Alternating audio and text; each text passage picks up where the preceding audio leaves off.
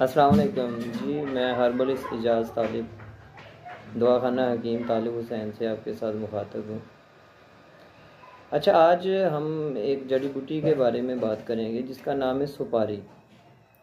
ٹھیک ہے، لاطینی زبان میں اسے ایریکا کیٹیچولن کہتے ہیں، عربی میں فوفل کہتے ہیں، ہندی میں اسے سپاری کہہ دیتے ہیں، انگلش میں اسے کہتے ہیں بیٹل نٹ۔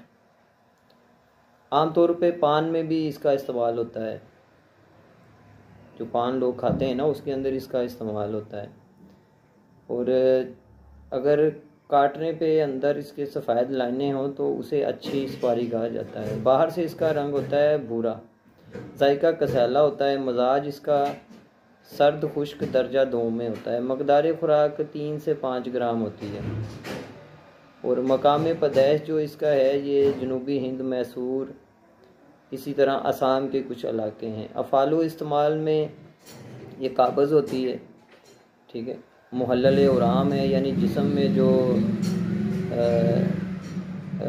محلل اورام ہوتے ہیں یعنی ورم وغیرہ ان کو تحلیل کرتی ہے، اور اس کا صفوف بھی بناتے ہیں جو دستوں میں مفید ہے، یعنی جو دست لگ جاتے ہیں ان کو بند کرتا ہے۔ دانتوں کے لیے اس کا منجن بنتا ہے، دانتوں کو یہ مضبوط کرتا ہے، اور جو گرم قسم کے ورم ہوتے ہیں ان کے اوپر بطور لیپ بھی استعمال کیا جاتا ہے۔